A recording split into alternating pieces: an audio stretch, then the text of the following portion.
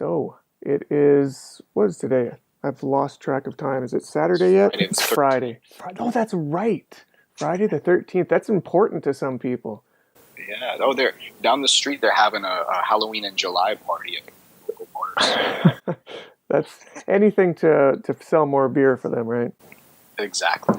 But there's like some legit goth life people out there that wait with anticipation every year. That's a little sad. I mean, to each their own. Yeah.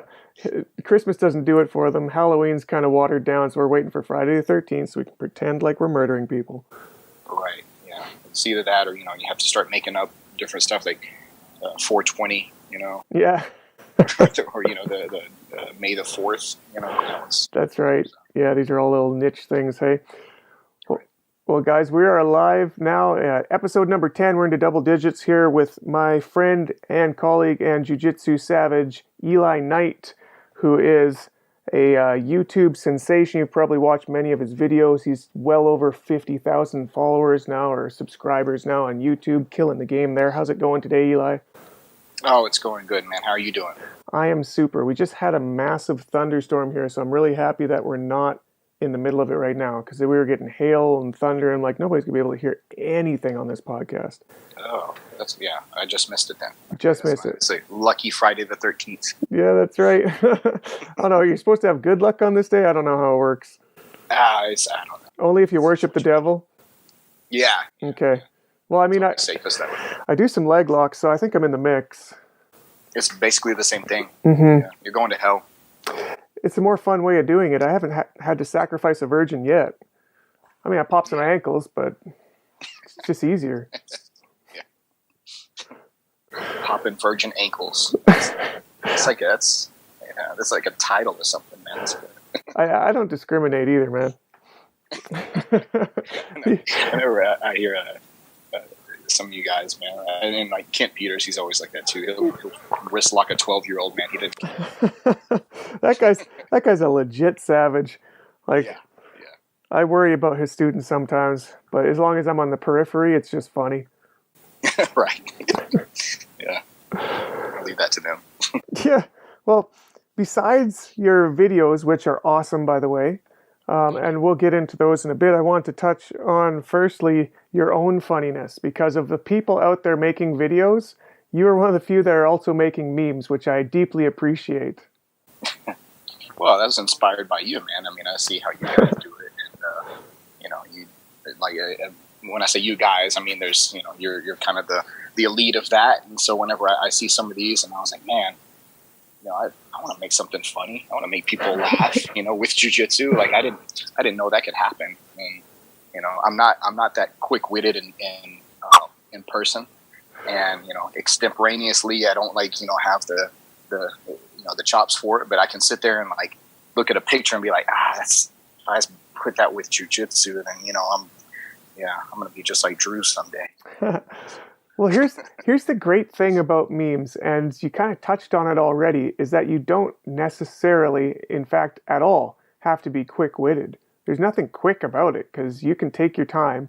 You could put out one a day, one a week, one a month. It's not the same as like a stand-up venue where you've got to be on the spot. You have to maybe deal with a heckler, like stand-up stuff where you got personalities involved. It's really just like, you're going to put your thought out there and you can take your time doing it. It's, and I mean, that's, I think that's so important too, man. I mean, I think, there's too many people.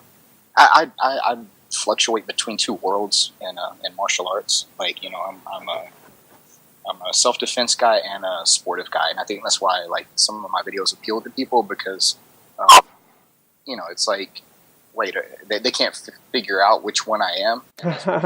They try to do that. They're like, oh, this guy's a fucking sports guy. I'm not going to watch this BJJ shit, and I want to see stuff for the streets. Yeah.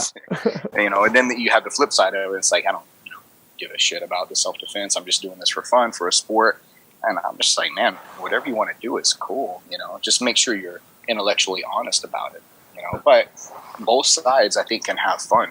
I think if you're not having fun doing what you're doing, the attrition rate is going to be sharper. You're going to drop out of doing what you're going to of what you're doing currently if it's not entertaining, if it's not fun, Yeah. So, No, I get that. And your videos, you were saying too, the self-defense thing is something that I don't see very often in BJJ videos, especially technique videos these days. I mean, to be fair, most of the people are going to be using what they see in the gym. Some of them will be using it in tournament venues. Very few are looking for, I'm using this to save my life on a regular basis, whether it's army, whether it's cops, but they're out there and I don't think they're being serviced in that way. yeah. Well, and I mean, what's ironic about that is that so many people who start, they start for self-defense. I get very few people, and it's not just because of, it's partly because of the environment, but I mean, if somebody comes to your academy, your school, or your gym, a lot of the time, the most frequent one of all ages is like, I want to learn a martial art. Okay, what does that mean? I want to learn something to defend myself. I want to learn how to fight. Okay, well, all right, what does that mean? Now you get more people coming in saying, I like MMA. I want to be an MMA fighter. And I know I need to learn jiu-jitsu because Joe Rogan says jiu-jitsu. So it's like, and then they get on there and then they go down the YouTube rabbit hole, or they start looking online and they're like, okay, well, this is this thing, this is that thing. But I don't, there's not a whole lot of people that really start because they want to do BJJ tournaments. That, in my experience, No. I mean, and that may be geographic. I mean, No, I think that's universal. I don't know anybody who did that. But then what happens? They get in there, and who are you gonna? So say you start for self-defense, and then all right, so you learn some self-defense stuff, but then how do we train? You come in there and we train like, okay, well, at the end of class or after class we're gonna roll. And so who are you fighting? And you're not getting into a bar fight every week, and that's just got a really messed up lifestyle, So so who you're fighting other people in the class. They're catching you in arm locks, and so you go to an instructor and say, how do I counter this arm lock? Okay. Then they go to the instructor and say, well, how do I stop this counter? And they're like, okay, how do I counter how he countered me? And so now we're playing chess. Now we're doing sportive, like competitive type of BJJ. And so that's really how it evolves. And I think as long as people are honest about that. Now what I tend to push my students more is to like, look, that's fine. If that becomes your thing and you want to be more competitive, you want to be more sportive, then awesome, more power to you. And we'll be working in warm guard next week, so whatever. But then, on the flip side of that, it's like, I, because of the academy, because of my lineage, because of everything else, you got to keep that self-defense element, that essence, that pure essence of Gracie Jiu-Jitsu, because that's like how the academy where I teach, that's how we do it. So we kind of impress upon our students more than anything else, keep that at the heart of it. If you never venture beyond that, cool. If you do and you want to get more sportive, that's cool too, but practice the whole thing. So yeah. And I'm not saying that that's how it should be. That's just how it is with No, that makes sense. I remember an interview that Keenan Cornelius did years back. I think he was still a brown belt, where he was saying that if you want to just learn jiu-jitsu for self-defense, you can stop at blue belt, because anything past blue belt, you're fighting BJJ guys. You're training to fight BJJ guys. I think there's a lot of truth in that. Yeah, I think there's some serious validity in that. I mean, if you look at what that is almost provable. If you look at the Gracie Academy, yeah. If you watch what Henry and Hiron do, like that. I mean, what's the Gracie Combatives that gets you up to blue belt? It's very street fight oriented. Now, I tend to separate things into a few more categories. I think that there's sportive, gi and no gi. I think there's sportive. I would put MMA in this kind of hybrid territory between sportive and street fight. And then there's like street fight type stuff. And I think that there are considerations to make for each of those venues and whatever. But I mean that's once you get past that Gracie combative level for them, then now you're starting to look at, and they kind of structured it this way on purpose. Now they're starting to look at, okay, how do you counter the stuff that we showed you in the Gracie Combatives? You know? So it's like, yeah, it reinforces what Keenan was saying. Yeah, yeah, exactly. It's I mean, it's going to have to be that way because, to be honest, you aren't really ever going to train to fight a BJJ guy on the street. Like, I don't know how many times that's happened in history, but I could probably count it on one hand if I knew. It's more frequent now than ever before. Not, well, of course, but it's because of things like the internet, and it's because MMA is on every single. I think there's a Bellator on tonight. I don't know, and there's a UFC on tomorrow night. It's like every weekend there's some kind of MMA on, and there's reruns on all the time. So for the first time in history, we have something interesting happening where we have MMA armchair quarterbacks. So it's like, you know, you have guys that don't even train. I had a conversation last time I was in North Carolina with a dude, and we went to Buffalo Wild Wings to watch the fights that were on at the time. And I think it was the one where it was like Francis Ngannou versus Alistair Overeem.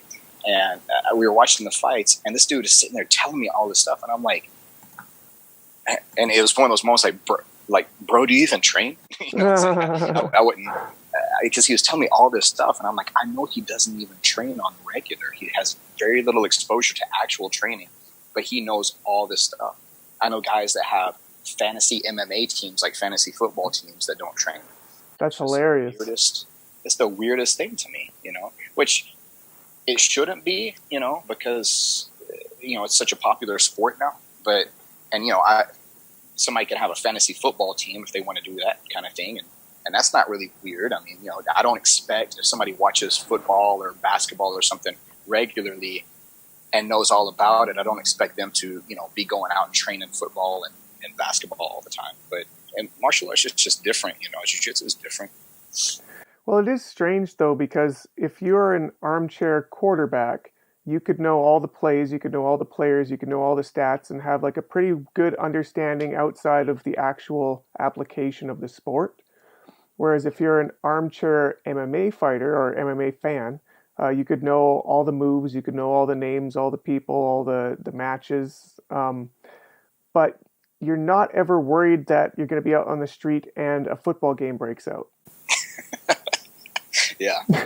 You know, like there's more usefulness to actually learning what you're interested in at that point. Mm-hmm. Yeah. Yeah. I think I remember, what was it? Laird Hamilton that said you should start your kids in jiu-jitsu before anything else. I think he was the surfer. Slater, Kelly Slater.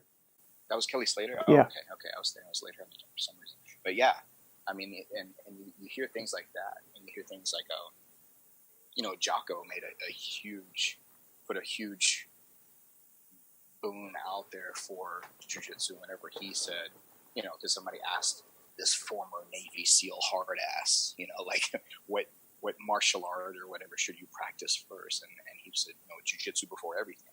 Mm-hmm. And so that pissed off a lot of people, and it made a lot of people super happy. Yeah. And the most important thing, though, is it made people who didn't have a dog in the fight either way, it made them listen up and be like, okay, I need to check out jiu-jitsu. Is he, would you consider him kind of the face of jiu-jitsu in that venue? Is there anybody else in like the combatives venue that has more say over it right now than him? Man, Tim Kennedy, sort of. You know, I mean, Tim Kennedy's crazy as shit. But he's awesome, and like, you know, I only say that because he's not watching. I know exactly what you mean. But you know, he's, you know, the most deadly man on the planet, or whatever his title is. I mean, but he's a Gracie Umaita black belt, and you know, he trains. I'm gonna call it sportive jiu-jitsu. I mean, they do rolling sessions at the Sheepdog Response that he runs. I mean, he goes to the Gracie Umaita headquarters. He does combat jiu-jitsu training. He does all that. So, you know, but yeah, I think that guys like him and guys like Jocko, those guys are great for the art, and to a degree for the sport, you know.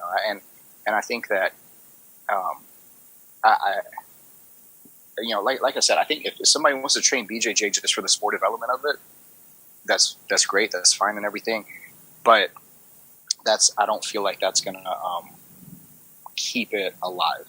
You know, I think that keeping the totality of it alive is important. It's important to me, but I don't think it's just my opinion about it. I think that understanding the roots of it, where it came from, you know, the lineage of it, the adaptation, the evolution of it is really important. You know, and I'm not like a big historian or anything, but you know, I just think that you know, recognizing and appreciating the totality, even if you only choose to focus on one facet. I mean, I'll tell you right now, like if I had 1 hour like tomorrow to train, you know, which I'm actually teaching for 6 and training for 2, but like if I had just 1 hour and I had my pick about it, then me and my buddy would go in there and we, you know, probably sit down and watch the John Danaher DVD and like go through some stuff and refine some details on some leg locks, you know, just because, you know, it's where my head is right now.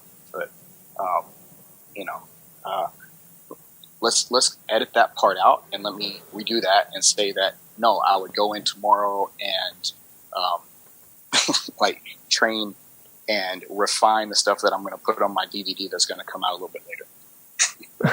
That's what I'm supposed to say. Well, I mean, that works.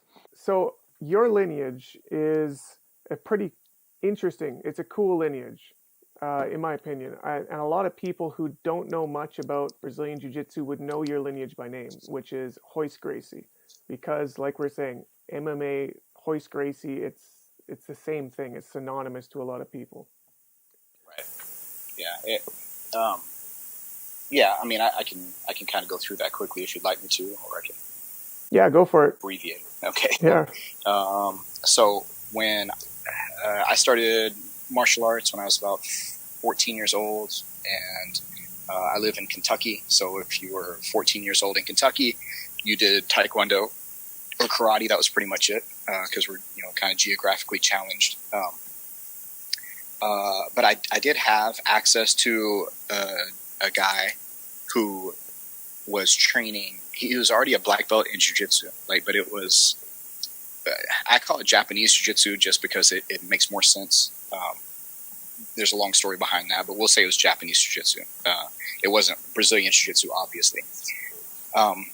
After I was in Taekwondo for a couple of years, and I was training in proximity to this jiu-jitsu teacher, who was also doing Jeet Kune Do and Filipino martial arts and a lot of other stuff at the time too, which, I mean, it was like way before that stuff was cool in this area of the country at all.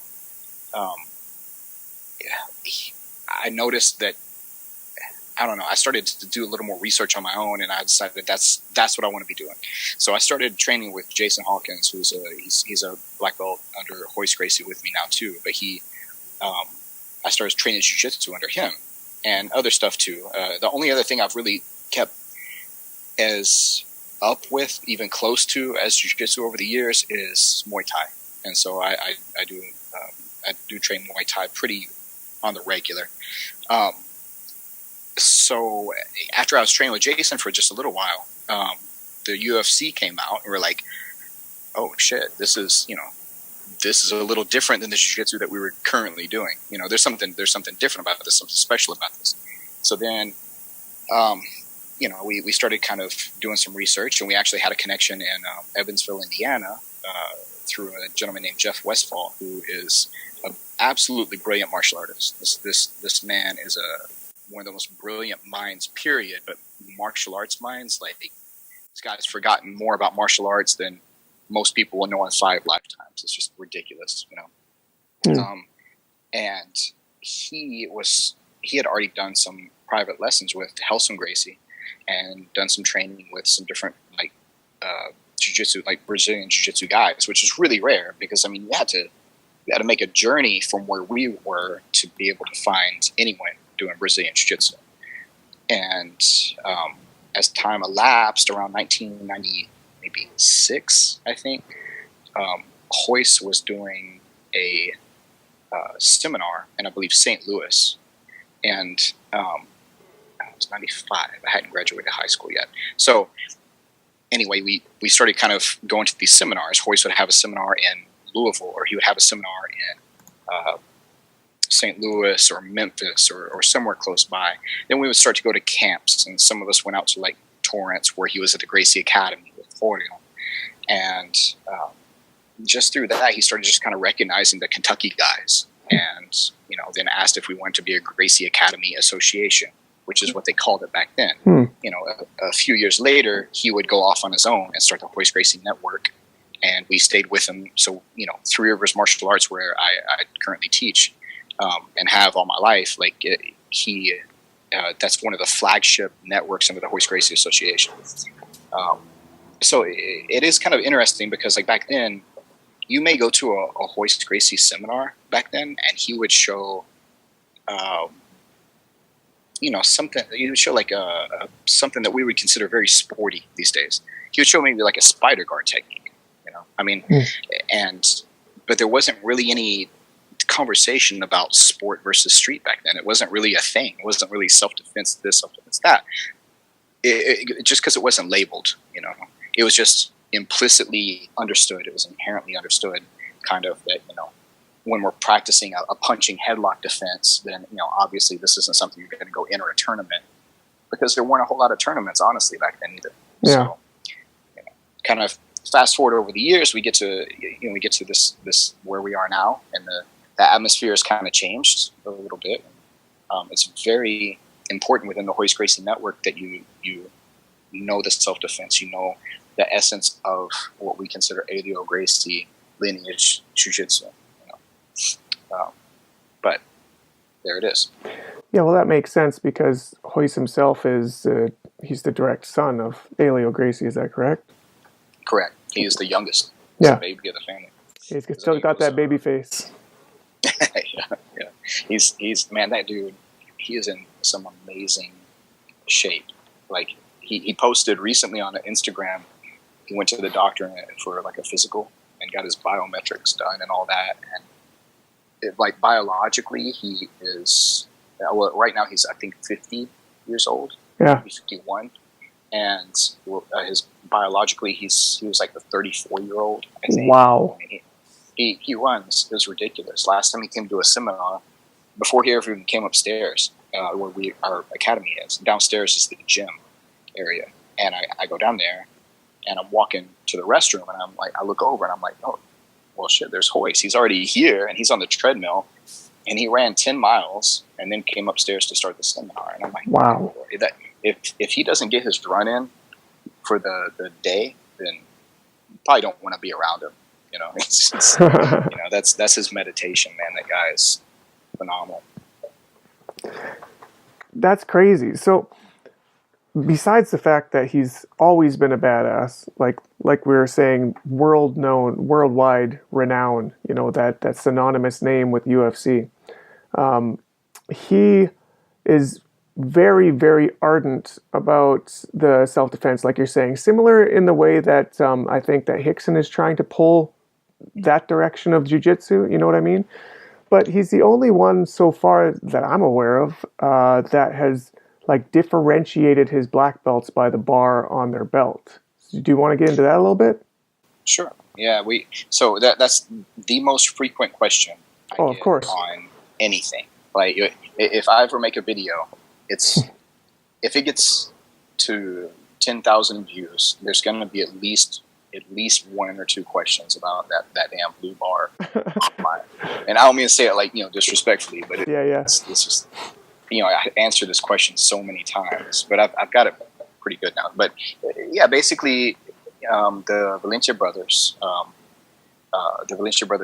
Pedro, Guy, and Joaquin, they, along with Hoist, kind of came up with this. They kind of came up with this system change, I guess, for lack of a better word, where they adopted a navy blue bar in homage to the navy blue of the old school kind of belt system. Because back in the day, whenever they were training, a long time ago in Brazil, they had white for a beginner student or a novice student. They had blue for an advanced student, and then the navy or the dark blue was a teacher. It was an instructor belt, and that was it. That was basically it. So they kind of adopted more of a judo belt system, mostly just to keep people energized about it. Because I mean, you know, if you're a white belt for 5 years, it gets old. You know, no stripes, nothing. We're, you know, we kind of need a little bit of validation. You know, it's nice to get that stripe on your belt or pass to another belt or something. So that was kind of the old school way of doing it. Now, once they adopted the newer belt system of you know, going up through black and coral and red belt, you know, and Elio Racing, of course, was a 10th degree red belt because he was a founder or co-founder of the system along with Carlos. And but there came a time that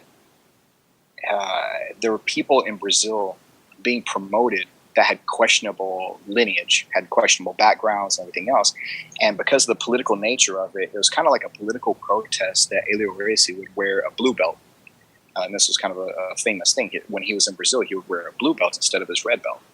And it was, you know, it was a pretty gangster move by him to do that. You know, it's pretty cool to see because of how significant it was if you understood the climate. Mm-hmm. So, you know, fast forward and once, you know, Grandmaster Elio passed away, within that next year, Hoist, like, once Elio Gracie passed away, people were being promoted to coral and even red belt and being promoted to stripes on their black belts, kind of by committee, pretty much. I mean, you would see, you know, who presented, who was it? Oh, I mean, who presented Carlos Jr. with his coral belt? You know, it was. I think Henzo actually physically handed it to him. Mm-hmm. But I mean, you know, you look at the people there, and look, if people hear this and they get pissed off because I'm getting some of this wrong, I'm sorry. You can be butthurt about it, but I'm just going based on what I know and what I've seen. But Hoist was very opposed to that, and the Valencia brothers were very opposed to that. They were like, you know, Hoist said, you know, when we asked him about his blue belt when he first started wearing it, he said, you know, my daddy or my father promoted me. Helson's the one that calls him daddy, but my father promoted me, and that's the only person I'll accept promotions from, you know. And so I, you know, since no one's here to promote me anymore, I put this blue belt on. Well, that was kind of the motivation for the Valencia brothers and for Hoist to change the system around a little bit, you know. So it started with, I think, basically like doing away with the red belt, postponing the red belt maybe, and putting like the blue belt, the navy blue, in front of that. And so then they were like, okay, well, what if, you know, maybe, because when people see that red, they don't distinguish between any black belts. They see that red sleeve and they don't distinguish really. So they thought, well, if we use that navy blue, we adopt that navy blue sleeve, then that distinguishes us primarily from the IBJJF. You know, and that was the big thing. It was kind of a governing body distinguishing feature of their ranking system, you know, to go to that navy blue bar on the belts instead of the red. So I don't know if that completely answers it, but that's kind of a breakdown of how I understand it happened, you know. Okay, yeah, no, it fleshes it out a lot more than I understood. Like, clearly the difference is visible. I kind of put two and two together with the blue belt and the blue bar, since Hoist wears that blue belt quite frequently and publicly. Like, it's not a secret that that's what he wears. Yes. And I've known enough about the history of where he got that and why he wears it that it's not surprising. But I'm sure you must want to have like a business card or a T-shirt to wear around that has the explanation written on front and back. Yeah, just people be like, look, the time it's going to take me to explain this, like I can't respond to every comment section. I'm like, see above. and you know, the cool thing now is like, it's cool to reach like a point where I had a guy recently, and I really apologize because I forget his name right this second, and I feel like shit for that. But this guy started going through and indexing my videos on YouTube, and I'm like, dude, that's amazing. You know, like, because I put a lot of videos there, like, you know, 5 moves for this, 10 moves for that, or whatever. and he'll go through and put the timestamp and the move as it's shown on there in the comment section. I'm like, man, I feel like I need to hire you, but like, I can't afford that. But that was a cool thing. But I'll get a lot of people who will go in and they'll see somebody ask that question now, and they'll go ahead and answer it for me. And I'm like, thank you for like saving my time that way. I appreciate that. That's pretty cool. Yeah, there's a video of the Valencia brothers online somewhere. I need to just copy that link and then paste it in the comment section when somebody asks me that, because they go through and explain kind of the belt system like that. Huh. That's kind of cool. So is there any difference in any other belt besides black as far as visually? No, not really. No, I mean, they still, everything else is pretty much the same. There was, and there's still, to my understanding, a little bit of, we're just still trying to figure out a little bit, are you going to go through and change all the black sleeves to navy? Yeah, that's what I was wondering. Confusing, because because for a minute it was going to be that way. So there's actually a few people with brown belts and even purples that are floating around out there with navy sleeves on them. So that it's, to my knowledge, it's still a little up in the air. And if I'm confused about it, being in the Hoist Racing Network, then I'm sure there's other people that are confused about it too. But I think that there needs to be belts that have either a Velcro piece at the end or some snaps or something, so that you can just sort of add them as you need. Because it seems like we've got, okay, so everybody sees the red. They recognize the red just as that's what the average black belt looks like. Well, no, wait a second. We've got white bars too. Oh, okay, are we throwing tape on there? Well, now you can get them made like that. Okay, so we need some snaps made for our white ones. Wait, but our red ones, sometimes they got bars on the edge of them. Oh, those are professor bars, but only in some lineages. Other ones don't do that. Oh, okay, so we need some snaps for those. But wait, there's also blue bars. Hold the fuck on. Can we just slow down on the bars here? Everything needs Velcro back. No, that's funny. It's funny because like when I got my black belt in 2011, it was a bitch to find a black belt with a white sleeve.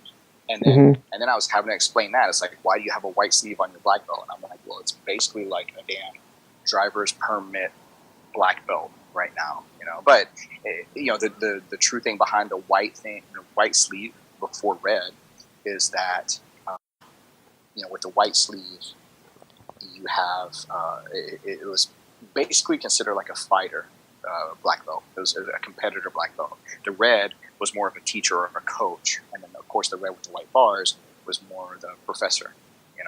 So so I went through all those belts. Like we all did. All the guys that were promoted with me at the time, we went through the white sleeve, and they still do in the Hoist Racing Network. They still do the white sleeve in the beginning, and now they just got rid of the red sleeve and then the red with blue bars. And so like it's after you go through the white sleeve, you get your blue sleeve and then the bars and everything else.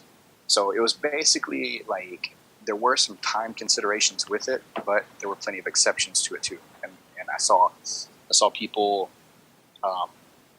you don't see people fast tracked too often in the system, but you see some people taking a little longer. So that's kind of interesting. But yeah, it does, man. We had to special order some stuff. We had to go to. I remember going to Walmart for one of my belts and getting some iron-on fabric patches to get the right color of sleeve on it. That's I funny. wanted that sleeve like immediately. And then I got sponsored. I got sponsored soon after getting my black belt by a Deferma Kimono company, and Ricardo with Deferma, he started to produce those belts that were a little more specialized. So he started making the ones with the white sleeve, and he started making the ones with the blue sleeves for the Hoist Racing Network. And for a while, he was in charge of making all the kimonos and all the belts for the Hoist Racing Network. And then Hoist has since gone over to Fuji, because Fuji has gotten kind of on board because they were with Hoyler already, and it was just a natural fit. So, okay, last question about the belts, and I promise we'll leave it alone. Somebody's interested about this. They got to be right. I know, right? Um, so do you guys? Because I honestly don't see enough of them to know. Um, have the degrees by stripes on the bar or not? Yes. Oh, okay. Yeah. I mean, we still have stripes. I'm a first degree now, so I have my blue sleeve, my professor bars, and then I have a stripe on them. So Okay. then it still is basically the same. I mean, except instead of the coral, it's supplanted by the navy. Oh, okay. So from what would it be, seventh degree then up is just Navy. Is navy, yeah. So theoretically, even though this hasn't happened yet with this lineage, there's still a red belt. So Oh, okay. That would be Hoist. Yeah, Hoist will eventually be a red belt, but right now he would probably be like he would be an 8th degree, I guess, probably 7th or 8th degree, because now all the brothers have their coral belts, right? Euler has a coral now, right? Mm-hmm. And Hickson, of course, has his red. So Hickson. Well, he does and he doesn't. Well, what week is it? Yeah. It's in the vault. Yeah, but so Horion, of course, is the oldest. Next is Helson. Helson, he's red, yeah. Yeah, and then Hickson, and then after that is Holker, right? And then let's see, after Holker would be, I guess, Rita Hoyler now. Man, it throws me off because of Hollis. Hollis would have been I'm not sure if he was older than Horion. I don't know what they eat down in Brazil, but it took me 4 kids to get to my first boy. Yeah, man, I don't know how they do that. They got nothing but sons. It just goes on and on and on and on and on. Oh, Hobbin. I'm sorry, I forgot. That's I shouldn't forget that. I haven't slept very much, so yeah, it's nuts, man, and it's funny because then Horion has 10 kids now, I think. Wow. He wouldn't name them like initially sometimes, so he would like at a certain point it got to like R7, like was the name of the baby, for a second, or R8, and all of his sons are R names. All of Hoist's kids are K names. So you see, like most of the time it's a K name or sound. So like Hoist's kids are Cornery and Carry On, and so like you see, and those are actual K names, or they're K sounds like Carlos, or they're R's obviously pronounced as H's. So with Horion you got Hiron and Hinner and Halleck, and it goes down the line like that. But yeah, I think he has 10 kids if I'm not mistaken. Damn. Well, power to him. He's doing something right. Right. Yeah. Yeah. I don't protest or confess to know much about Portuguese, but I think I remember hearing that both the K and the R are supposed to be like masculine letters. Yeah, they're depending on who you ask, they'll say either masculine or they'll be more diplomatic and say strong. Strong, yeah. So, yeah, which I mean, you know what, man, I'm all into it too. I have a very like campy aspect to my personality. My daughter's name starts with a K. I mean, and that was intentional. And my last name starts with a K, so it's like double strong. I did it partly because of that, but I also did it partly because there's this mythology of strength being in a name that has the same letter for the first and last name. Because if you look in comic books, and what do you see? You see Bruce Banner, Kent, Peter Parker, and there's this repetitive kind of nature about that, and it's supposed to be like a strong characteristic. So I don't know, man. I superstition, whenever it's fun, I'm going to buy into it all. As long as it works for you. Exactly. What's if it's something negative, forget it. What's interesting is something I'm sure you don't know. Clearly, the last name Knight, I'm assuming in your family tree, it tracks back to England, I would assume. K Knight. Yeah. Yeah. I guess, can they get, is that what they, like from Mike Python? Yeah. Yeah, it is. It goes back England, Germany, France, like all that. Mm-hmm. I'm basically as white as you can get. I mean, Yeah, I'm in the same boat, and believe it or not, I've got Knight in my family on my father's mother's side, like 2 generations removed. I Like, knew it. yeah, which is weird. Basically cousins. But this is getting whiter than I want it to get. But yeah, my dad's mom, her maiden name was Knight, and I never even thought of that until we were just talking about it. But it's a damn cool name because it's like one of those ones. It's like you are literally named after a warrior class. Like you got to kind of be tough at that point. Right. Yeah. It's yeah. I mean, it is funny. Like I was talking about that with my friend Buck recently, and I said, yeah, I am proud of my name. I mean, it's just a cool last name. I mean, I kind of hit the lottery with that. Yeah, trust me. So and that was the thing too. I mean, whenever I was doing this night jiu-jitsu, when I kind of adopted the moniker night jiu-jitsu, it was for a couple of reasons. Like, yeah, I have a cool last name, and then putting that with jiu-jitsu, it's like that sounds kind of cool, I think, and then but it was also to not differentiate, but in a way to distinguish whenever I'm teaching, so that I don't misrepresent or incorrectly represent the views and opinions of Hoist Gracie, because I am through Hoist Gracie lineage. I was never trying to, and I'm not trying to, and I won't try to say that I am doing my own special jiu-jitsu. It's not that. It's just that if I go to a seminar and I teach a seminar over, I show like a beer and bolo in a seminar. Hoist, like, if I said, I'm Hoist Gracie Jiu-Jitsu and here's a beer and bolo, like, would be pissed, and maybe rightfully so. So I'm not going to do that and misrepresent my teacher. I have respect for him, and I know what he wants me teaching.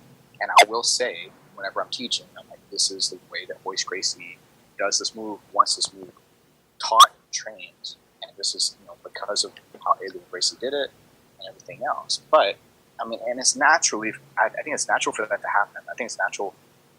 I've seen firsthand Elio Gracie and Rorion Gracie argue about a technique, and it was in Portuguese, but it was still the coolest shit. It was about a guard pass, and where the hand placement and shoulder placement on this guard pass should be, and it was just so cool. Like, I was geeking out about this. But there's a natural tendency. There's going to be people who are going to put their own flair, they're going to put their own experience and everything else on techniques, because you're not going to do something exactly how I do, probably. I mean, you're going to have a different way. You're going to have a different expression. That's what makes this an art. And that's why I like still calling jiu-jitsu an art, because it does allow for your personal expression to come through in that. And that's okay. That's cool, because that gives the student freedom to understand that. Now, with the caveat to that you need to learn the rules first before you break them. You need to learn, like, I always say that, people will say there's no always and there's no never whenever you're fighting or in martial arts or teaching or whatever. I do use always and never, but I always make sure to tell the student that my always and my never have expiration dates. There's a quote by Picasso I love. It says, "Learn the rules. Learn the rules as a novice, so you can break them as professional." I think is how he said it. That makes a lot of sense. Absolutely, because I mean, look, you see a Picasso, you see a weird abstract cubist, crazy looking shit. You see a Jackson Pollock painting, and you're like, "What the hell is that? I could do that." A 5-year-old can do that, But you also look back at Picasso when he was 14. He was drawing like goddamn Michelangelo. You know? So it's like, he has license, and he has this expressive and creative license to deviate from that. Now, it has to work though, right? Because if it doesn't work, then you're just bullshit people. And you see that in martial arts, man. You see it. Look at, you can make so much stuff look cool. How many Silat videos have you watched, or Kinpo videos, or whatever? And not to disrespect those arts, but to disrespect a lot of the shit out there that somebody throws a punch and leaves it hanging out there for 30 seconds while the guy hits the demo partner like 87 times. I mean, it's like Jeff Speakman from that movie in the 80s. Yeah, that kind of stuff. And it's like, yeah, you train something in a vacuum, and you have your partner be 100% compliant. Then yeah, it can make some crazy shit look really cool, and it's great for movie choreography. But it's disingenuous to sell people a bill of goods saying that this is a legitimate martial art. So, yeah. You know what I like to tell people to do? I tell them to find their favorite martial art movie, and this is almost universal. There's very few that don't fit this bill. Is you find your favorite martial arts movie. It doesn't matter who the star is. It could be Jet Li, it could be Jackie Chan, it could be Bruce Lee. Do not watch the star. Once they get into a fight scene, just watch the extras that are getting beaten up, and then tell me what they're doing works. yes, exactly that. And okay, so this is kind of it's not a shameless plug. I mean, because I really believe in what this team that I'm with is doing right now, and it's Aperture Fight Focus. So if you watch my videos and you watch my posts and stuff all the time, you'll see Aperture Fight Focus, and you'll see that I'm saying at the beginning and in my videos, hey, it's Eli Knight with Night Jiu-Jitsu with Aperture, and then I'll put the logo and the flash intro and stuff on there. And Aperture is all about that. It's exactly about that. And we started as Funker Martial Arts, as an offshoot of Funker Tactical. And so when I hooked up with Funker Tactical, I went and filmed some videos. They were kind of dabbling with martial arts and getting away from like the gun and gear stuff, their typical platform. So then they launched Funker Martial Arts, and they had a few of us on them. And I won't mention all the names just because some of them aren't. A couple of them have left since then, and kind of glad about that because it was showing, when people like me, when like Ryan Hoover and Jerry Honke and then Buck Grant, we got in there and we were like, an important mission for us. There's a lot of people that are bringing martial arts for whatever purpose and displaying it, teaching it, instructing it, and everything else out there. We want to do that, but we also want to call people on their bullshit because there's plenty of that out there, and that's not the main mission, just to go through and pick out what people are doing that's messed up and say this is bullshit, but it's to say here's why this is bullshit, or this has the element of bullshit to it. Here's maybe some good alternatives, or maybe something that you should consider. And that we want to kind of so aperture, of course, is the opening of the lens of a camera, and that's what allows kind of light to shine in and to expose things. And so that was kind of why the impetus behind that name. So I'm really proud of being part of that team. As proud of almost any team that I'm part of is because we're there's some good work being done by them. They're the ones who like put out my DVD that I did, and now they put out content for me. I just put out a video with them today. I've got more stuff coming with them, and I'm really proud to be like friends with those guys because they're doing some good stuff. So are these the videos that have you in street clothes doing like jiu-jitsu in the street in civvies? Yeah. That's some of the coolest shit I've seen online. Like, people, if you haven't seen that, you've got to look at this stuff because they do a phenomenal job, both in the cinematography, but also in the application, and you make it look like a fight. Yeah, that's so much of that is GN doing that. GN is kind of he's the mastermind behind a lot of that stuff. And he's the guy filming, he's the guy editing, and not just that, but he's also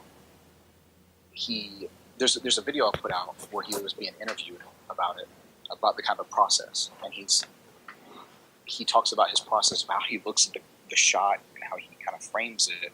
He doesn't direct. He doesn't, he'll prompt some questions, but he doesn't direct. He doesn't say, let's have you do this and that, do that. No, he lets the instructor in the video set up the move, talk about the move, do it, whatever. Now, once you do it, though, completely unbeknownst to you, like, because it's kind of nerve-wracking. He'll sit there and you'll see him thinking, he's like, okay, all right, let's film it. And I'm like, and at that moment, he's got a damn question for you that's going to be a bitch to answer. And so it's like, okay, well, so, then, you're trying to focus on showing this thing, but he's also going to have you like demo it like full speed. He's going to have you demo it instructional speed. He's going to have you break it down by pieces and maybe have changed the angles and everything. And he just films beautifully. He knows where the action, he's a very good student, and that's what he prides himself on. He's a very good student, and he'll watch where the action's taking place, and he'll get in there and see that detail. And then he'll ask a question like, oh, what if this, or what about this thing?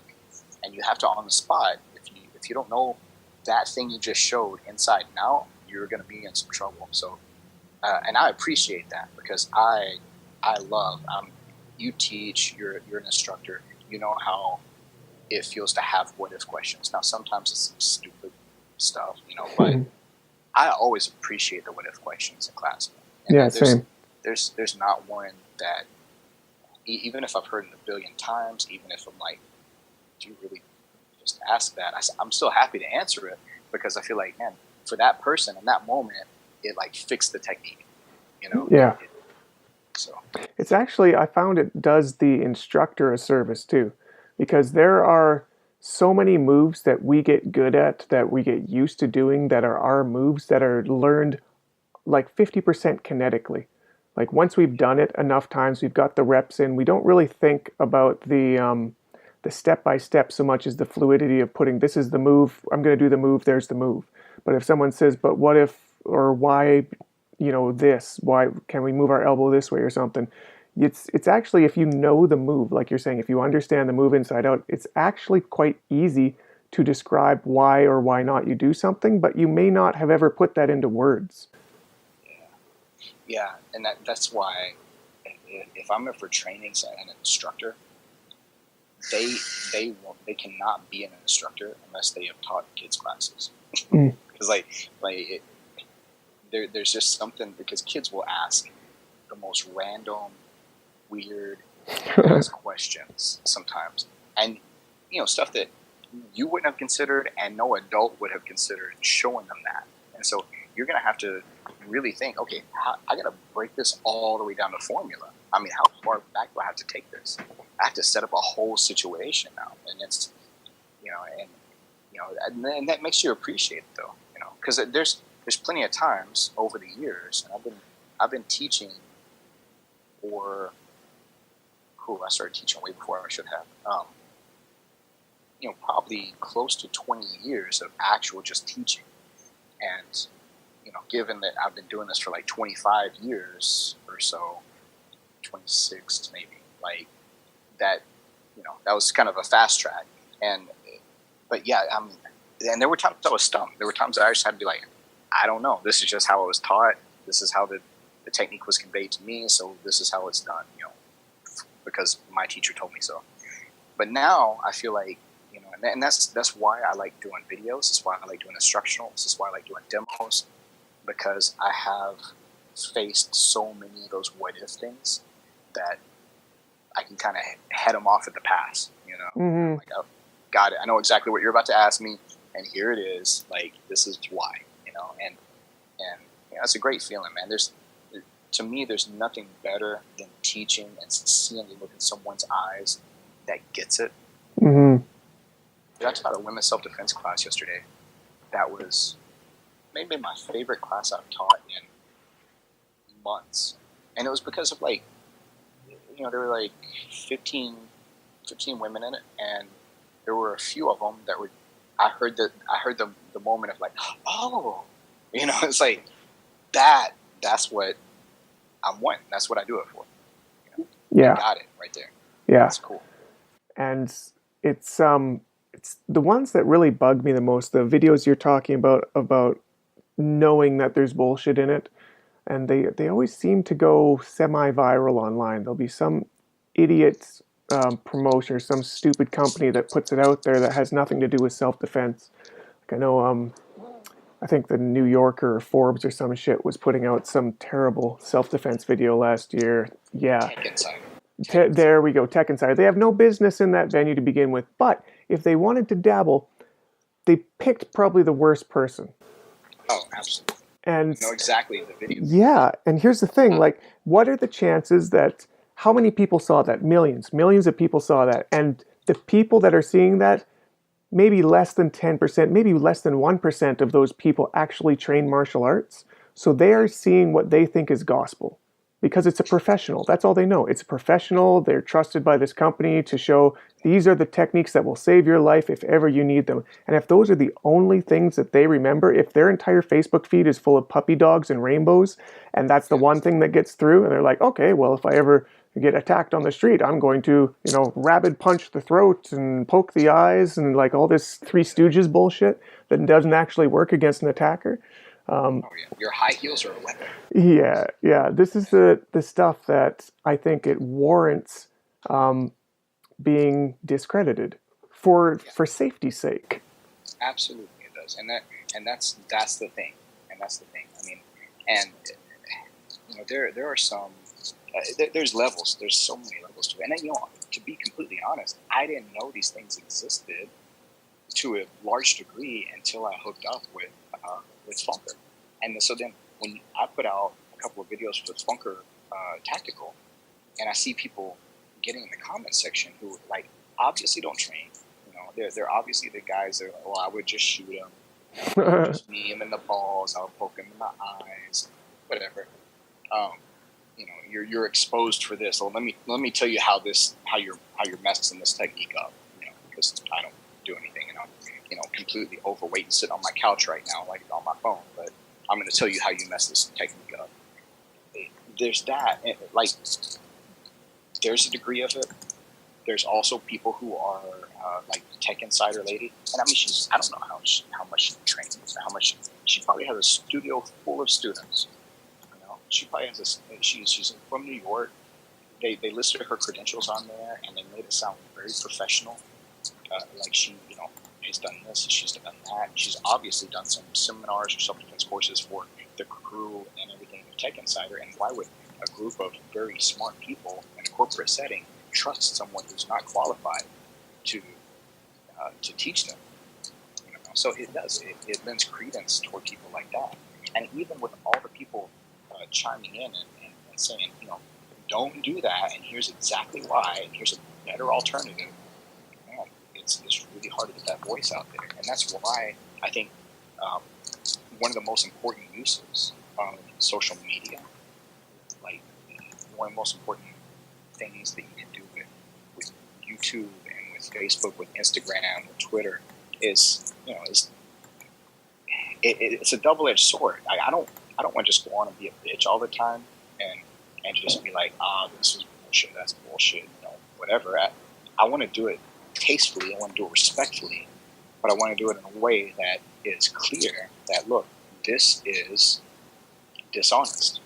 You know, there's some, the worst people are the ones who are lifetime martial artists that, you know, Fred Mastro, I'll name some of them. I mean, Fred Mastro is a horrible example of this. He did Silat for a while. He has a brown belt under Flavio Barron, I believe. Oh, wow. I don't know how that happens, how that works in Jiu-Jitsu, in Brazilian Jiu-Jitsu. and because he has zero understanding, like not zero, maybe 4% understanding of Brazilian Jiu-Jitsu. I mean, his groundwork is atrocious. I mean, it's ridiculous, some of the stuff that he does. He shows these ridiculous scenarios, and he has a huge following, and it's just absurdity, you know. And some of these other people like that. I mean, I could name a few others. That's one that stands out in my mind, really big. You know? But anyway, I don't just want to come out and try to disparage people's reputations. They may be great people. They may be phenomenal human beings. I have no idea. I just know the stuff they're showing is dangerous, and if people think that works and they train that way, it's going to get them hurt in a self-defense situation if they're training for self-defense. Mm-hmm.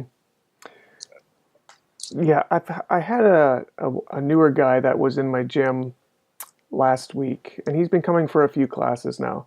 And most of his information he's coming into the gym with is from MMA.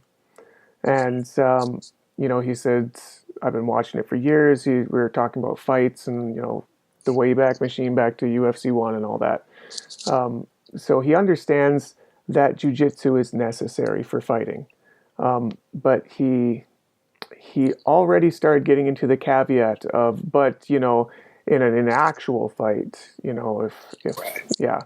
And he's like, how useful is it actually? I'm like, I'm telling you, especially if it's one-on-one, and obviously there's going to be caveats with more weapons and more people you add to that scenario, but it doesn't take away from the art's viability when compared especially to other unarmed martial arts. Like these are almost any of the functional martial arts that people get black belts in don't involve weapons that anybody would have. You know what I mean? Like nobody's walking around with nunchucks, with samurai swords, these things. Yeah, I train weapons. Oh, you're great with a bow staff? Where the fuck's your bow staff when you're out on the street?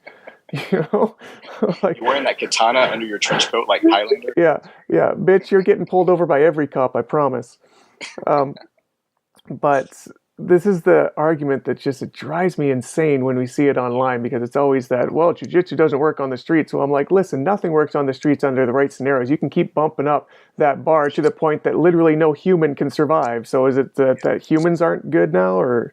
Yeah, that's something I tell people when they're like, well, jiu-jitsu or insert whatever here. Yeah, but against someone with a knife, against someone with a gun, against someone with a stick, against someone with multiple attackers, whatever. It's like, dude, how good can you fight one person, one-on-one? Let's start there.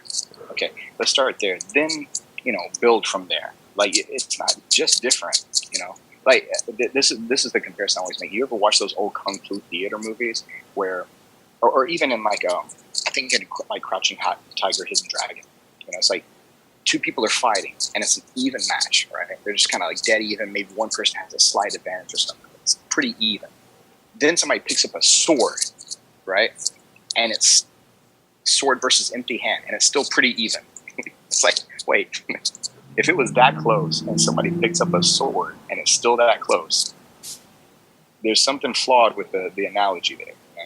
It doesn't just change things. It's not just different. It's not just a different set of tactics. It's exponentially harder. Mm-hmm. So you better start with addition and then build up to freaking quantum physics from there. But it's absurd, though. Like some of the stuff, man. I mean, like that video you were talking about today. I showed it was tackle defense, right? Yeah. And the catalyst behind it was like, okay, I want to show some stuff that might, like a gi choke that will work in a street fight.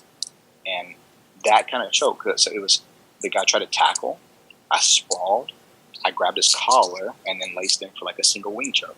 And it was like, I feel like that's legitimate. That's a legitimate thing that can really happen in a street fight. And then third, fourth comment was like, well, yeah, but he has access to gouge you in the eyes when you're put on that choke and whatever. And I'm like, oh my God. Here we go. Yeah. And I'm like, yeah, he probably could have also attacked my groin. He probably could have bit me. And it's just, it never stops. And it's funny because you think that those things are said enough and shut down enough that people would get the message, but there's just a whole nother like slew of people behind them, you know? Yeah.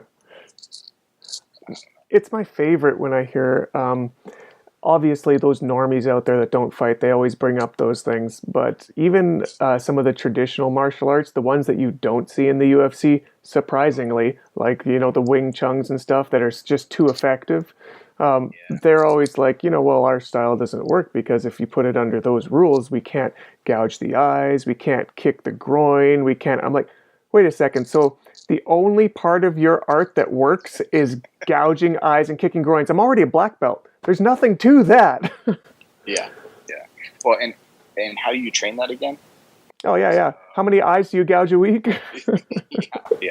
And man, your training partners, how much time do they have to have off? How many training partners do you have? Well, this one's taking 6 weeks to recover. Yeah. Back to train. Just had a testicle removed. Tell me about your heel hooks again. Yeah. Yeah. Okay. So, this is a fun story. So the last time I did some filming with, I went up to Toronto and I did some filming with GM, and we put it on Aperture. And one of the things that I did, I was like, okay, I want to talk about reality-based martial arts, particularly anti-grappling. Because, I mean, if you Google, like, anti-grappling, have you ever seen those before? I've seen the worst of the worst. I don't know if it gets better from there, but there's some bad ones. Yeah, so I mean, it's things like, and when I say anti-grappling, I don't mean grappling counters for grappling. I mean like people who are like, we're going to shut down the jiu-jitsu guy's game with these magic moves, And so, there's some from Wing Chun, some from Krav, just different whatever. And that's not to say that Wing Chun is all inherently bad, or Krav Maga is all inherently bad. It's that's a different conversation, but. So I was talking about this, and I was like, it's not realistic to think that some of these things that people are doing and saying about how to shut down the grappler, they're talking some crazy shit. I named some examples. Well, I didn't know. It was just a talking video. I didn't know that Gino was going to like splice in parts of anti-grappling videos. So you can imagine how this goes. So he puts in some videos, and I'm like, oh shit, he put in that video. I know that's going to get some flack because there were a couple of segments he put in from a guy who I won't name here because, well, I'll tell you the story in 1 second. I won't name who it was he put in, but he has literally anti-grappling videos, and he's a Wing Chun practitioner, and it was some stupid stuff on his videos. It was stupid, and it said anti-grappling Chun. It didn't name him. I did not name him. I wasn't even thinking about the guy when I made the video. Never was his name brought up. I get a private message from him. This is a guy who, like, in the 80s and 90s was on the cover of like Kung Fu magazine, Black Belt magazine. Very famous martial artist, very famous Wing Chun guy. And he's like threatening me. He's saying this stuff like, which his English is horrible. So I couldn't understand like a lot of the stuff that he wrote because he wrote it himself. And it was like, he's like, how low you sink to disparage or to disregard my name. I'm a household name. I'm a legend in martial arts, and you do this and that. And I'm like, bro, if you're a legend in martial arts and you think that my little video I made talking and didn't even name you is killing your whole career, then how big of a legend are you? Bro, you're still selling out seminars. You're still doing seminars every week. You're still packing the house. Do you, man? I mean, just calm down. But he goes on. He says all this stuff, and then he starts like challenging. He's like, oh, you're in Kentucky. Well, I'll be there. I'll be in nice Kentucky to do a seminar if you want to come and see what I'm really made of and stuff. I'm like, you gonna challenge me and tell me to come meet you? Like, what is that? Like, that's not how that works. I'm like, man, it is so funny though. It's so silly. Like, how insecure do you have to be? Like, I get people every day, literally every day, on Reddit, on YouTube, whatever, saying, "Oh, this is all bullshit. I would knock you out. I would do this to you. I can prove to you that I can like defeat this technique or whatever." And I'm like, well, thanks for watching my videos. You know what your problem is you're on Reddit and YouTube. They're like the cesspool of comment sections. Oh, so Reddit is vicious, but that was one of the places that I looked to see why I had success on YouTube, and I was like looking at sources where my stuff was shared, and it was on Reddit. I was like, oh, I'd never even had been on Reddit before, and so I got on there. I'm like, oh, this is awful, but share my videos on here because people watch it. But it's horrible. There's a lot of stuff like that. It's funny. Yeah, that whole place is held together with the glue of opinion, and it's just a shitty, stinky, nasty glue. Yeah, when you can upvote comments. Yeah. Which recently, I started. I have a friend who's big into Bitcoin, and we've been trying to get. Oh yeah. And I'm like, man, I don't have the time or energy to do research. Like, I'm not putting it down. It may be the greatest. That may be the next thing. Maybe all cryptocurrency in 10 years. We don't even have anything else. I don't know. But we started a page on Steemit. Steemit is cryptocurrency based social media team, and it's a lot like Reddit, but it's a cleaner, kind of slightly more like intelligent version of Reddit. I was gonna say they're all nerds. Oh yeah, it is. I mean, and I can appreciate that.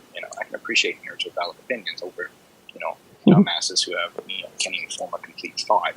But so you can upvote things on Steam, and the more you upvote, it collects Steam, and Steam translates to Bitcoin. I don't know how it works really, and that translates into actual dollars. Oh. And so it's kind of interesting, man. So like I was like, so he contacted me. He was like, man, he kept asking me about it, and I'm like, okay, cool, yeah. I mean, I'm interested. I just don't have the time. He's like, okay, well, what if you just let me manage it for you? Just let me post on your behalf. I'll send you the post and make sure you approve of it, whatever, and then we'll go from there. And I'm like, and he's like, yeah, and of course you can post whatever you want to post at any time. I'm not just doing all of it. And I'm like, bro, that'd be awesome. That'd be fantastic. Because I'm all about branching out and diversifying, but I don't have the time in the day. And so he created me an account, and so that made me want to get on there and kind of check it out and everything. It was there's some interesting stuff about it, but and it's cool to watch because I'll get on there sometimes though, and I'll see stuff like sites like that and like Patreon and stuff is really interesting to me. I mean, because you'll see some people on Patreon and on Steemit that will make a post, and you can actually track and watch how many people, not just how many people saw it and liked it and whatever, but how much money it's making. Mm-hmm. I'm like, that's so weird, like it's so abstract, it's so ethereal.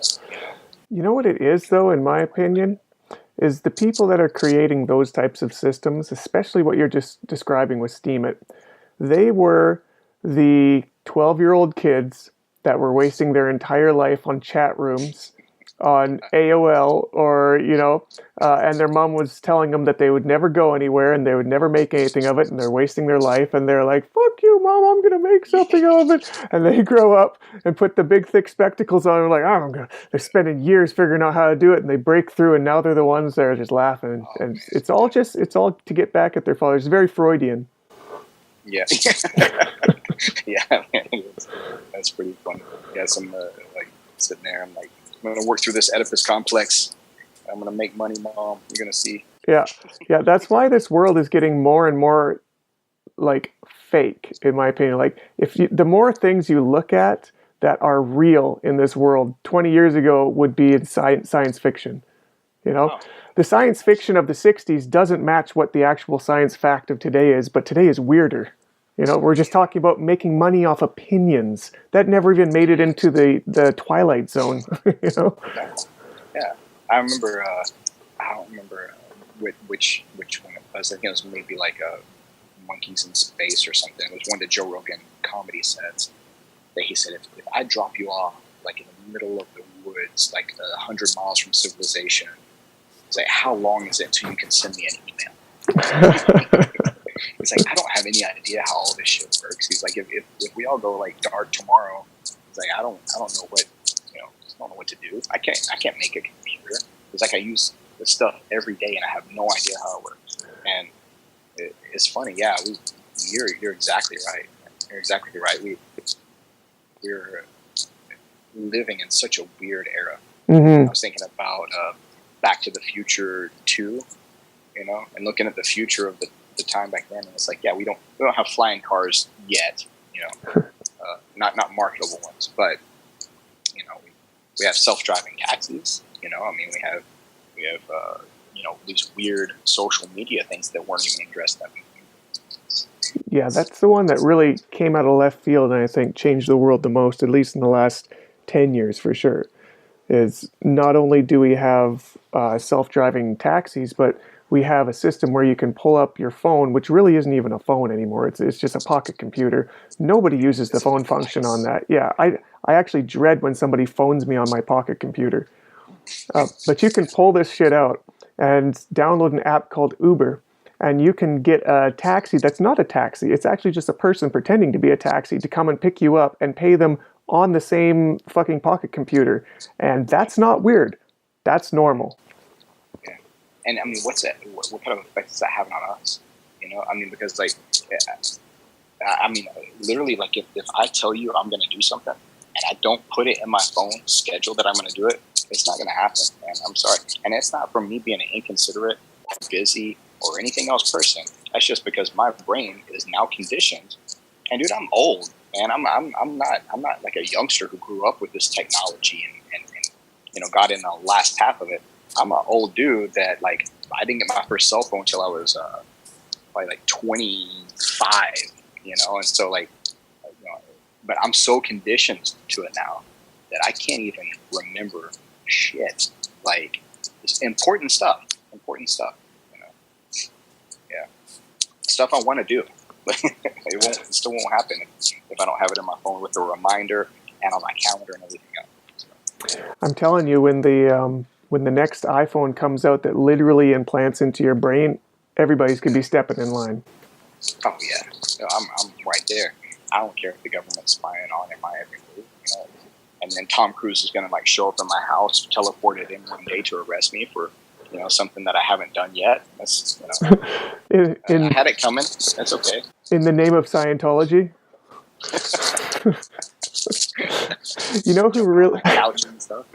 Who really loses out once the cell phones go subdermal, which for sure they're going to do. Once it all becomes augmented reality and you're just seeing your HUD in front of you, who really loses out is the people who are making screen protectors. They're fucked. Yeah. You're never gonna have to worry about dropping your phone again. Yeah. Oh, they're already going out, man. Yeah, Hey, I saw one the other day. It was like somebody's forearm, and it was, I guess, some kind of special effects that they created this. But it was a concept model of an iPhone generation 20 or something. Basically, you push a certain point in your forearm, and then it activates a projector, and then it has a projected screen on your skin. And you can type on it, and it's like, oh, I saw that too. Yeah, something like that. And then the chip in there, you can obviously just go to the grocery store and scan your wrist, and yeah. So, I don't know at which point one of these becomes the mark of the beast, but they're all pretty cool. You know what I mean? Right. Every new technology that comes out is the mark of the beast, but they keep getting cooler. So I'm kind of cool with the beast at this point. Why are the circuit panels in this microchip look like 666? I don't know. I got to get it though because it's a new model. So yeah. my firmware doesn't work with this last thing, so I got to get it. It comes with the Danaher set already downloaded into it. I don't know. Evil. Done. Plant that in my forehead. So you said you're big into leg locks right now. Was that something that you came into with the fad? Since you're obviously into the Technique video forum, or was that something that you were exploring back in, like, say, the, let's say, like, Dean Lister, Ryan Hall phenomenon? No, before that. It was before Ryan Hall and Dean That's true. Like, I mean, maybe not before. I don't. But they weren't the sources. You know what I mean? My exposure to leg locks, like a real leg lock game, came from Rodrigo Gracie, which Rodrigo Gracie was training in New York. Like he when he came to America, went to New York because he would always say the joke. He's like, you know, I apologize for my accent and for my English, but I learned how to speak watching Scarface.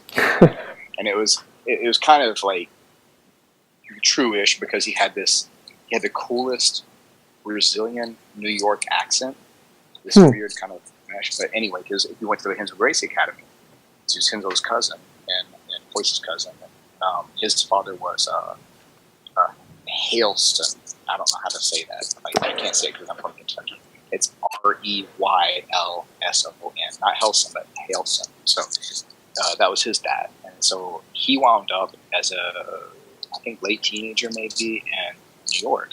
He was training at the Renzo Gracie Academy and training with his era was young Sarah brothers, Matt and I don't remember Matt's brother, but those guys and John Danaher, I think, was there at the time. He was young. He was like hair, John Danaher. Yeah.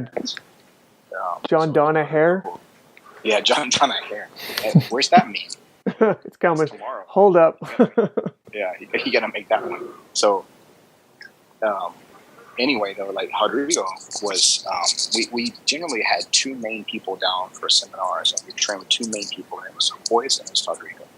And so whenever Rodrigo would come in, Rodrigo was always showing really like kind of cutting edge stuff because he was training all over the place, and he was very sportive at the time. I mean, he was doing Abu Dhabi at the time when Abu Dhabi was like in its infancy. You know, I mean, I remember like if you watch his Abu Dhabi highlight, it was pretty awesome. I mean, he beat Kyle Uno, he beat Carlos Newton, he beat it was like crazy time period, you know. And still to this day, I put him close to Marcelo with butterfly guard. Like he has the most underrated, unknown butterfly guard game in the world. Wow. He would come and show us a lot of leg lock stuff, and there's actually a video online. It doesn't have a whole lot of views. It's very like kind of subdued. But my friend Jared Jessup, who's a black belt in the voice with me, he after a seminar one time, we're like, Rodrigo, can you show us the whole like continuum of leg locks that you went through for this? And this was like, I want to say this was like 2010, maybe 2009. And he goes through and shows this whole thing. I mean, and he's making transitions from Ashi to like double outside to like whatever they're calling honey hole these days or 411. I can't keep up. Mm-hmm. The terminology just keeps on switching. But he goes through this whole thing, and it's like now it looks so much like the John Danaher system. It looks so much like the Craig Jones like approach to things, and it makes sense that it does because it came from the Renzo Gracie Academy, you know, and it came from guys that were developing that game for so many years, and Rodrigo was in kind of the ground floor of that at the time, and I'm sure he contributed a lot to that at the time, and you know, it was kind of cool. So we had that exposure back then. You know, I learned a heel hook for the first time in 1997 or 8, and we had a couple of different lock flows that we would do in my jiu-jitsu class. And the second half came a lot from shoot wrestling. Yeah. And so we had a lot of shoot wrestling influence in my jiu-jitsu back then, and a lot of that was because I had a lot of people who were Jeet Kune Do instructors under Dan and Santo, and this was the era where Eric Paulson was fighting in Shuto, and he was fighting in the early formative years of the World Extreme Cage fighting stuff. And so, you know, he had that combat. He was formulating combat submission wrestling back then, and there was a whole lot of leg lock game going on back then. You know, now it wasn't as sophisticated. The leg lock game now is so sophisticated, and it's so cool to see that. What people like Dean Lister and like John Danaher and all the guys who are just amazing at this game now contribute to it. What's more impressive to me than anything else is watching how positionally controlled the leg lock game is. And that's what was missing for so long. Mm-hmm. It's like, well, the problem with foot locks and leg locks and heel hooks and stuff is that you have to give up so much positional control. You can't control it the way that you control side control. You can't control it the way you control mount. You can't control it the way that you set up a lot of different submissions because it's position before submission. And and ostensibly that was a problem.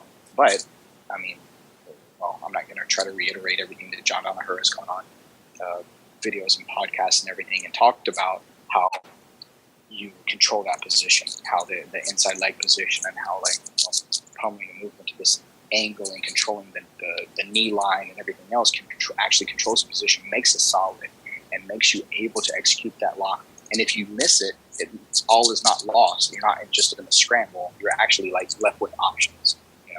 You go straight foot lock, you go clover leaf, you go heel hook, you go inward, you go you cross the legs, and I think it's beautiful, man. I'm fascinated by it. So. Yeah, I've rolled with a number of guys that, since it's become fad, have been picking up more and more moves every time I roll with them. And it's debilitating when they get at least 2 or 3 steps down their path, like untying what they can tie up now is not only frustrating, but almost impossible unless you know what they know. Yeah. Yes. That's exactly right. Yeah. It is. And it's such an equalizer.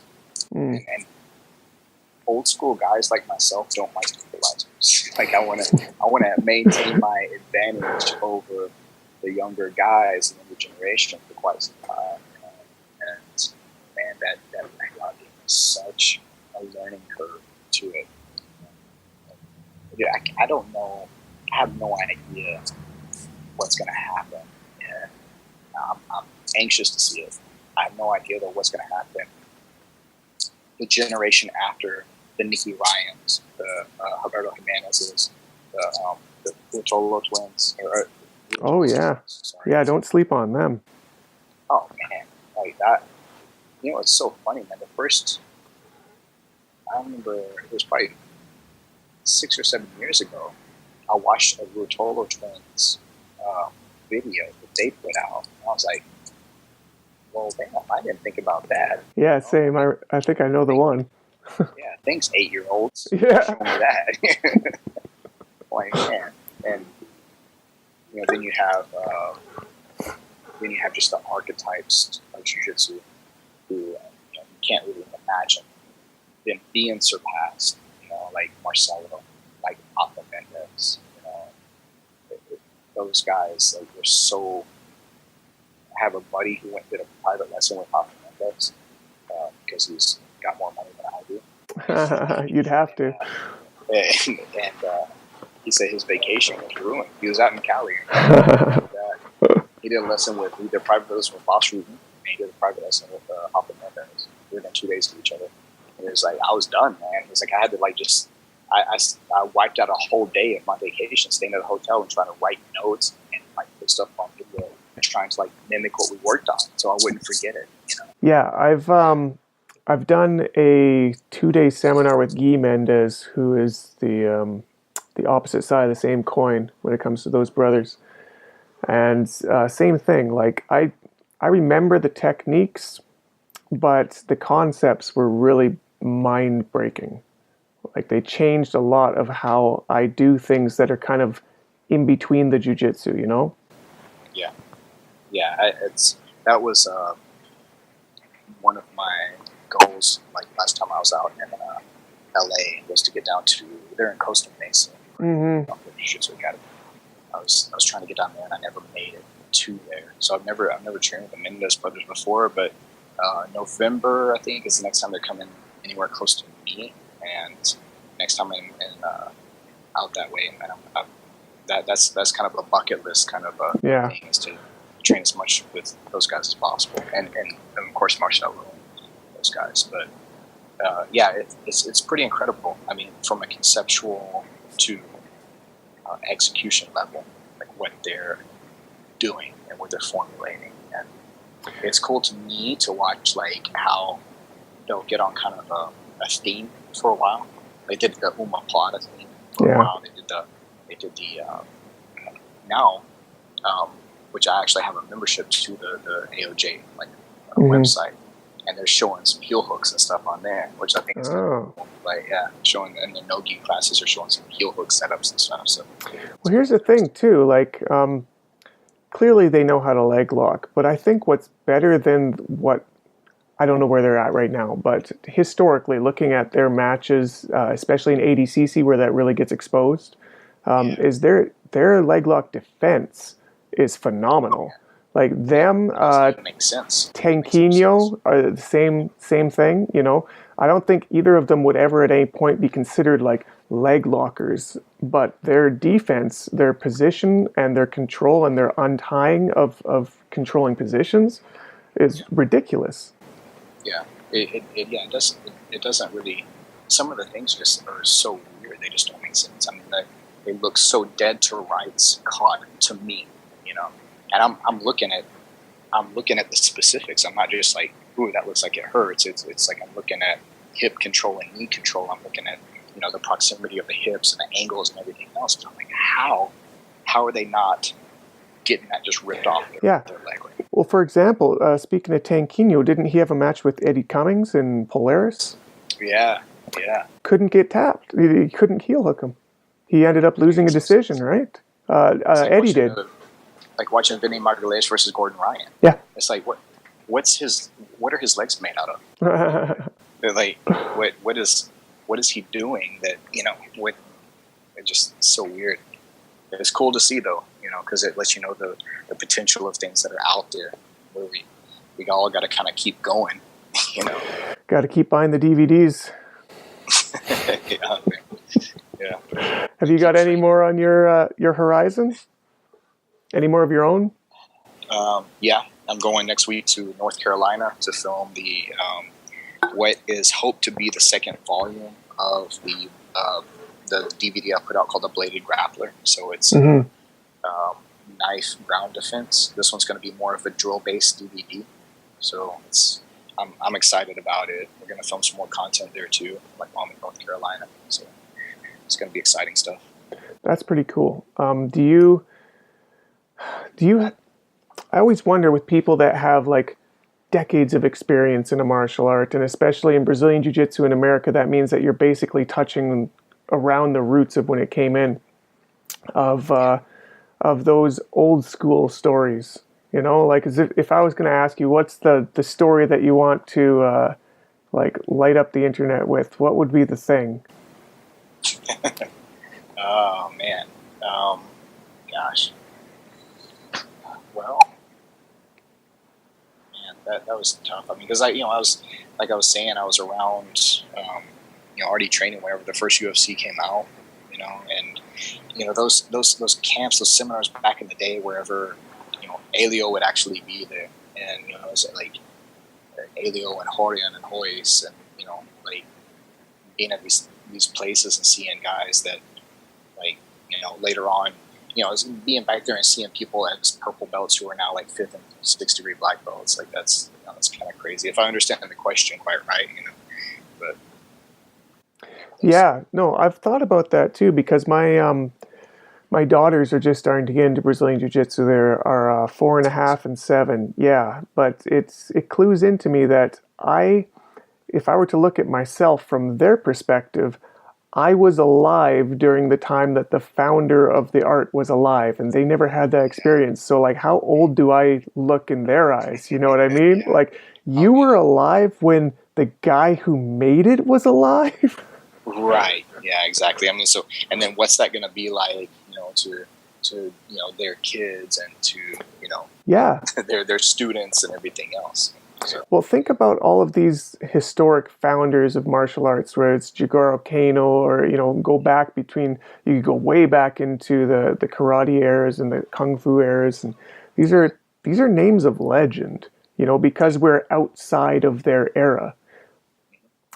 It's still very close to where we are, Like, for example, you were saying, like, you were around when he was doing seminars.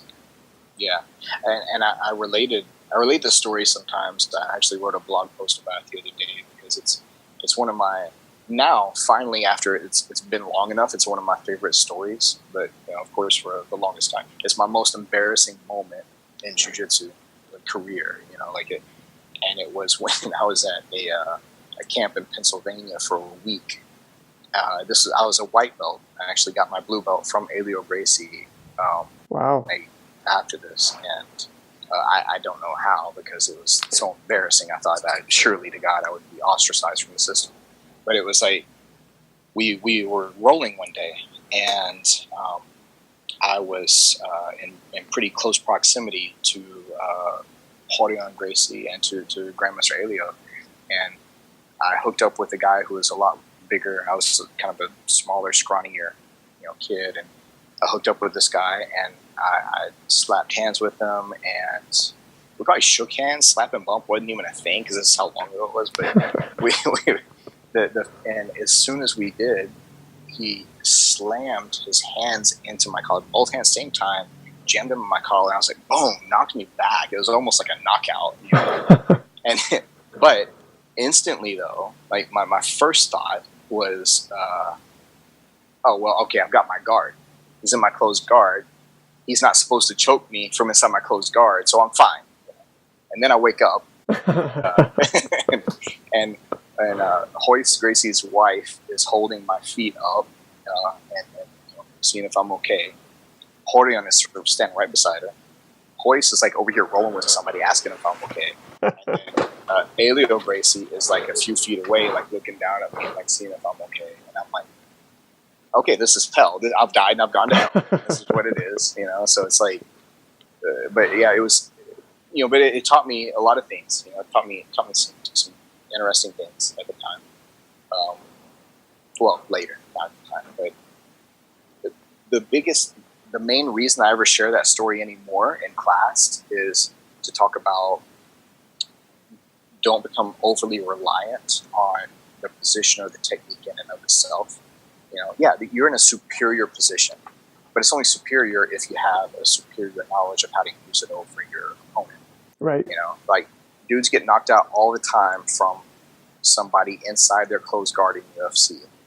I mean, who's the Russian gentleman who's landed like 3 Nogi Ezekiels? Yes, that's right. He was doing that in Russia before he got to the UFC too. He was well known for that. Yeah, right. So I mean, he's letting people take out. I mean, look at the baseball bat choke.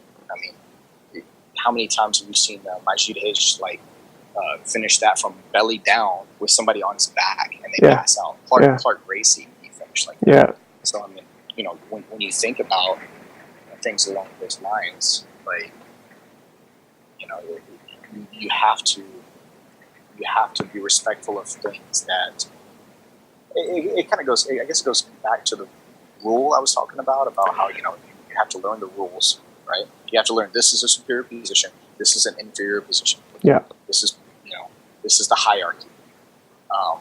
From here, you don't attack, you just defend. You look to escape.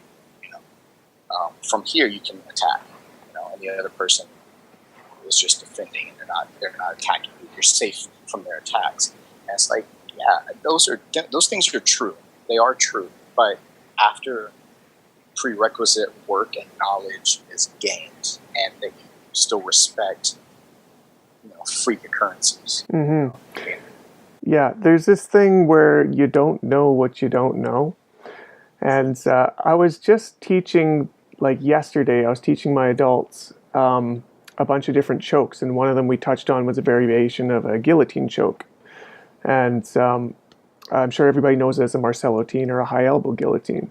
And I was explaining to them after they had tried it, they'd repped it out, they'd figured out which way you move your arms and all the details they figured out. And I was like, I want to take a moment to express what is actually different about this thing in a positional sense that I had to learn the hard way in tournament when I thought I was safe. And that is, if you are in a guillotine and somebody is going to pull guard on you, I was very adept at passing the guard when that happened and getting my head on the safe side. Keep your head on the safe side of side control. I had to learn the hard way at purple belt that the safe side does not apply to a high elbow guillotine. And I sat in full side control laughing in my head that he thinks he's got this guillotine. Well, he's choking the life out of me. And I didn't realize until everything started to go black that, oh shit, this actually works from the safe side. And yeah, that's one of those things that's like the rule was there. I knew that it wasn't going to work. And then while it was working, I kind of came to the conclusion that, oh shit, the rule doesn't work in this particular situation. Exactly that. Yeah, and it's so funny, man, because like that's yeah, because the exception becomes the rule sometimes. It's funny. Yeah, that was my own embarrassing one there too, because I was in front of a coach I was trying to impress, and I was 100% certain that I was going to win this match, and then I just get choked by some shit that I had never seen before. Not from that angle. Yeah. It's funny. Like the last there was somebody I rolled with recently, and he was a younger guy, and this guy, he's making a big name for himself right now too in the like sport world. I mean, he's Abu Dhabi like qualifier winner, and Well, shout him out. Competed on. He's well. Hear the story first. But no, he was phenomenal, and this is the only reason I share the story, because not to say that I did anything great, but we started out rolling. He's sweating from butterfly. He got on top, was passing my guard, and I was like, dude, if he gets past my guard, I'm done. Like, I'm screwed. There's no way. And I was like, okay, well, might as well throw up this no-gi baseball bat choke. And so I was blocking out, threw on this no-gi baseball bat choke, and then he got cross-side. He started going knee on belly. He was a little too close to me, and he got full mount, and I was almost to my belly down, and he passed out on top of me.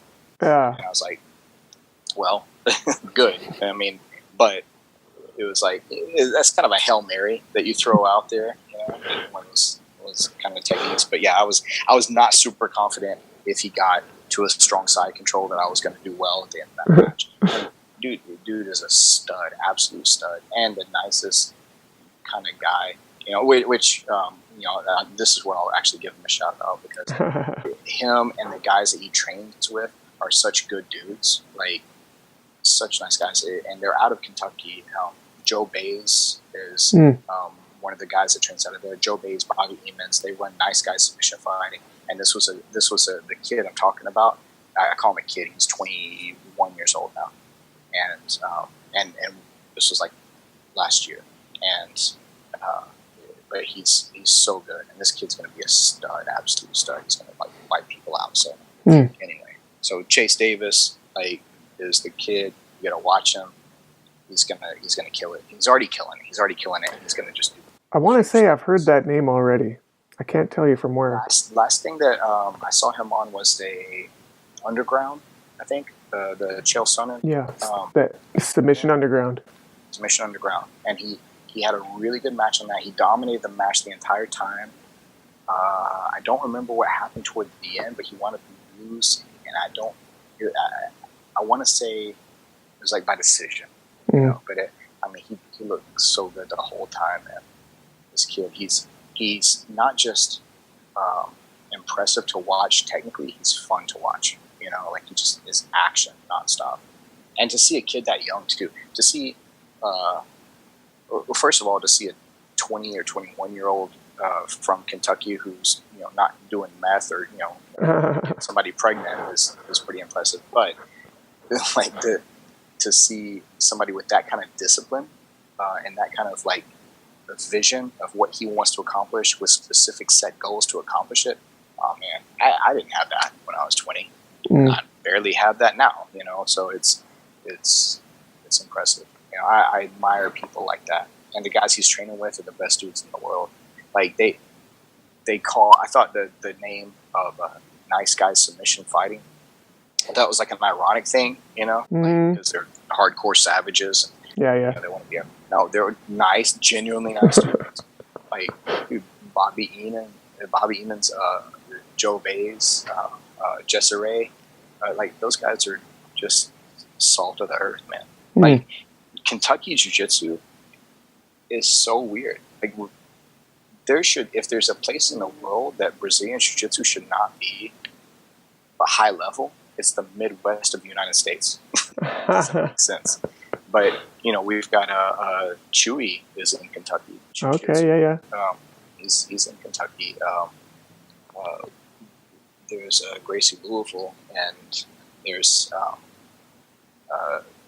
Nice Guy Submission Fighting. There's Pedigo is about an hour north of us. Keith Pedigo and those guys, which that's where Andrew Wiltsey and multiple-time world champions come out of that gym. Well, shout out to Kentucky. So. Yeah. Remind me, does Kentucky abbreviate to KY? Mm-hmm. Yep, like the jelly. That's unfortunate for grapplers. I would hate. I don't know if I'd want something that said KY grappling or like KY jiu-jitsu. Oh yeah. There's got to be a Deliverance meme out there that I haven't explored yet. So if you have any ideas, I appreciate it. I ain't touching that shit. That's all yours. Some dueling banjos. Yeah. Well, we got some guys in the chat section. If you guys got any questions for Eli or myself or comments about any of the stories, hit up in there. We're going to talk for another 5 or 10 minutes, and then we're going to close it off. But this is your chance to get on in. Is there anyone that you wanted to shout out or plugs for Eli for your own social media as well, so people can find you? Yeah, absolutely. Well, obviously Knight Jiu-Jitsu on YouTube. It's youtube.com/Knight Jiu-Jitsu. My Patreon page is a big one that I want to try to build up now, and it's patreon.com/Knight Jiu-Jitsu. Steemit.com/Knight or @Knight BJJ on that one. Instagram, Knight _Jew_Jitsu. You have to do underscore. You do. Yeah. It's weird. Anyway, then, but Aperture Fight Focused. Other than myself, I want to shout out Aperture Fight Focused. The Facebook is the best way to view them, and then ApertureFightFocused.com is where they sell digital downloads and DVDs. That's where you can buy my DVD and digital download, and also Ryan Hoover, Jerry Rittenhall, Buck Grant, Paulo Rubio. It's good stuff. Man. It's good stuff, but yeah. I could go on shout outs all day, but those are kind of top priority for right now. So cool, man. I had a blast. This was a fun conversation. Like I said, I like hearing OG stuff from OGs. And as far as Kentucky is concerned, I think you're the Kentucky OG right now. Yeah, man, we've got a few here. We've got some guys here that have been doing it for a long time, and it's really cool. I'm very proud of the Midwest out here.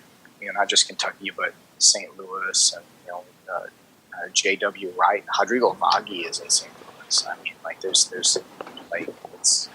it's pretty awesome. Cool. Well, like I said, pleasure having you on. Thank you very much, Eli, and we'll talk in the future. And thank you everybody else for paying attention, jumping in on the chat, and we'll see you all next time on You, Me, and Us.